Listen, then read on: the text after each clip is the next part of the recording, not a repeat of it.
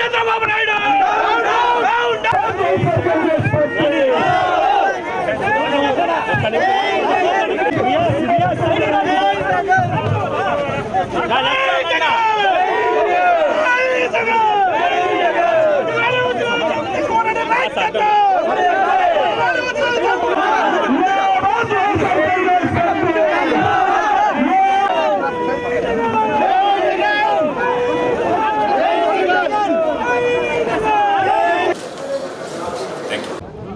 ఈరోజు భారతదేశంలో ఏ రాష్ట్రంలో కూడా లేనటువంటి విధంగా ఆంధ్ర రాష్ట్రంలో కూటమి పాలనలో చంద్రబాబు నాయుడు గారి ముఖ్యమంత్రిగా పెట్రోల్ డీజిల్ ధరలు అత్యంత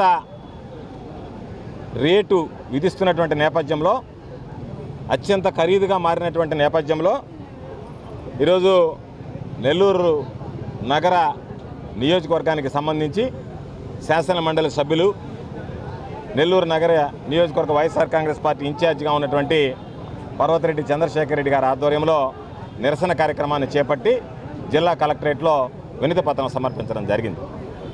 అయితే బహుశా చాలామందికి గుర్తుండి ఉంటుంది, లోకేష్ బాబు ఆయన పాపం గతంలో వైఎస్ఆర్ కాంగ్రెస్ పార్టీ ప్రభుత్వం అధికారంలో ఉన్నప్పుడు పెట్రోల్ బంక్ దగ్గరికి వెళ్ళి సెల్ఫీ తీసుకుని రేట్లు చూపించాడు.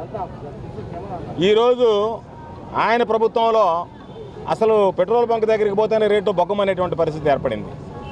దాదాపుగా ఈరోజు ఎక్కడ లేనటువంటి విధంగా డీజిల్ అయితే ₹100.77 నెల్లూరు ఉన్నటువంటి రేటు, పెట్రోల్ అయితే ₹113.14.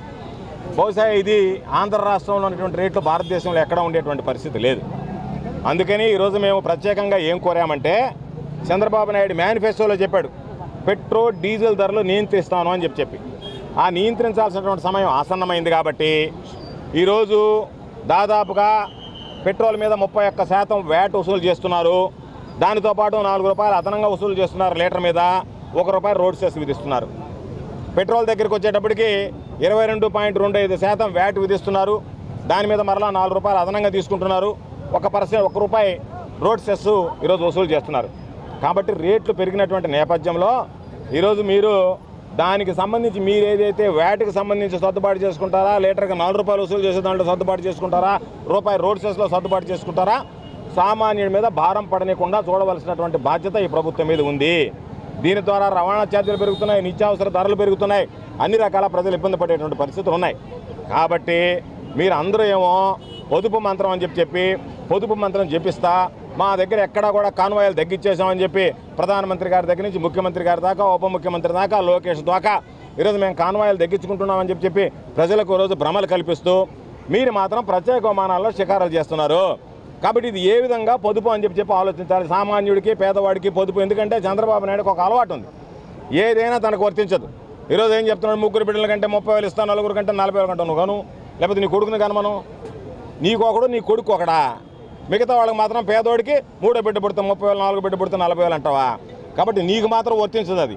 అదేవిధంగా పొదుపు మాత్రం కాదు అందరికీ చెప్తున్నాడు. కానీ ఆయన మాత్రం 3 ప్రత్యేక విమానాలు తిరుగుతున్నాడు. ఆయన తిరుగుతున్నాడు, ఉప ముఖ్యమంత్రి తిరుగుతున్నాడు, కొడుకు తిరుగుతున్నాడు. కాబట్టి ఇటువంటి నేపథ్యంలో ఖచ్చితంగా వైఎస్ఆర్ కాంగ్రెస్ పార్టీ పేదల పక్షాన నిలబడుతుంది. ఒక్కసారి రవాణా ఛార్జీలు పెరిగాయంటే, పెట్రోల్ డీజిల్ ధరలు పెరిగితే రవాణా ఛార్జీలు పెరుగుతాయి. దానివల్ల ఈరోజు అదనంగా నిత్యావసర సరుకులు కూడా ధరలు పెరిగేటువంటి, కూరగాయల దగ్గర నుంచి ప్రతి వస్తువు కూడా ఈరోజు రవాణా ద్వారా వచ్చేటువంటి ప్రతి వస్తువు మీద భారం పడేటువంటి పరిస్థితి, అది నేరుగా ప్రజల మీద భారం పడుతుంది. కాబట్టి ఈరోజు మీరు గతంలో ఏ విధంగా అయితే వైఎస్ఆర్ కాంగ్రెస్ పార్టీ ప్రభుత్వం ఉన్నప్పుడు మేము నియంత్రిస్తాం, తగ్గిస్తామని చెప్పారో దానికి కట్టుబడి ఈరోజు రేటు పెరగకుండా చూడాల్సినటువంటి బాధ్యత రాష్ట్ర ప్రభుత్వం మీద ఉంది అని చెప్పి డిమాండ్ చేస్తూ ఈరోజు ఒక్క పిలుపుతో వేలాదిగా తరలి వచ్చి ఈ కార్యక్రమాన్ని జయప్రదం చేసినటువంటి నెల్లూరు నగరానికి సంబంధించినటువంటి నియోజకవర్గ వైఎస్ఆర్ కాంగ్రెస్ పార్టీ నాయకులకి, కార్యకర్తలకి, నన్ను ఆహ్వానించినటువంటి శాసన మండలి సభ్యులు నా సోదరుడు పర్వతిరెడ్డి చంద్రశేఖర్ రెడ్డి గారికి హృదయపూర్వకమైనటువంటి ధన్యవాదాలు తెలియజేస్తున్నాను. ప్రభుత్వం వచ్చి 2 సంవత్సరాలు పూర్తవుతా ఉంది. ఈ 2 సంవత్సరాలలో సామాన్యులకి చుక్కల కనపడేలాగా ఈ ప్రభుత్వం వ్యవహరిస్తూ వస్తూ ఉంది. మొట్టమొదటిగా ఎలక్ట్రిసిటీ ఛార్జెస్ని తగ్గిస్తాను అన్నాడు. తగ్గించకపోగా ట్రూఅప్ ఛార్జెస్ పేరిట బాదుడే బాదుడు. ఈరోజు విద్యుత్ ఛార్జీలు భరించలేనంత స్థాయికి వెళ్ళినాయి. అలానే పెట్రోల్ డీజిల్ ధరలకు వచ్చేటప్పటికి ప్రత్యేకంగా అబ్బా కొడుకులు ఇద్దరు కూడా ప్రతి దగ్గర కూడా చెప్పింది ఏంటంటే మేము వచ్చిన తర్వాత పెట్రోల్ డీజిల్ ధరలను తగ్గిస్తామని చెప్పారు. ఈరోజు తగ్గించకపోగా భారతదేశంలో ఏ రాష్ట్రంలో కూడా లేనట్లుగా ఆంధ్రప్రదేశ్లో అత్యధికంగా డీజిల్ కూడా 100 రూపాయలు దాటింది. పెట్రోల్ అయితే ఇంచుమించుగా 120 రూపాయల దాకా చేరింది. ఎక్కడ దేశంలో ఏ రాష్ట్రంలో కూడా లేనటువంటి విధంగా ఈరోజు ఆంధ్ర రాష్ట్రంలో పెట్రోల్ డీజిల్ ధరలు పెరిగాయి. ఈ విధంగా నిత్యావసర ధరలు కానీ అలానే గ్యాస్ కానీ ప్రతి ఒక్కటి కూడా రేట్లు పెంచడం, ఆర్టిఫిషియల్ డిమాండ్ క్రియేట్ చేయడం, అసలు వస్తువే లేదు మీరు ఎంతకైనా కొనాల్సిందే అనేటువంటి పరిస్థితి అక్కడ గ్యాస్ విషయంలో కానీ పెట్రోల్ డీజిల్ విషయంలో కానీ ప్రతి దాంట్లో కూడా ఈ ప్రభుత్వం సామాన్యులను ఎంత మోసం చేస్తూ ఉందన్నది అందరికి కూడా అర్థమవుతా ఉంది. అలానే తల్లికి వందనం కానీ ఆడబిడ్డ నిధి కానీ పెన్షన్స్ కానీ ప్రతి ఒక్కటి కూడా నేను పెంచి అందరికీ కూడా ఇస్తానని చెప్పినటువంటి ఈ ప్రభుత్వం వచ్చిన తర్వాత వాటన్నిటిని కూడా కోతలు కోసినటువంటి పరిస్థితి. ఆడబిడ్డ నిధి గురించి అయితే ఆడబిడ్డ నిధి ఇస్తే ఈ రాష్ట్రాన్ని అమ్ముకోవాలా అని చెప్పినటువంటి పరిస్థితి. ముందుగా మీకు తెలియదా? ముందుగా మీకు హామీ ఇచ్చి మోసం చేసేటప్పుడు మీకు తెలియదా?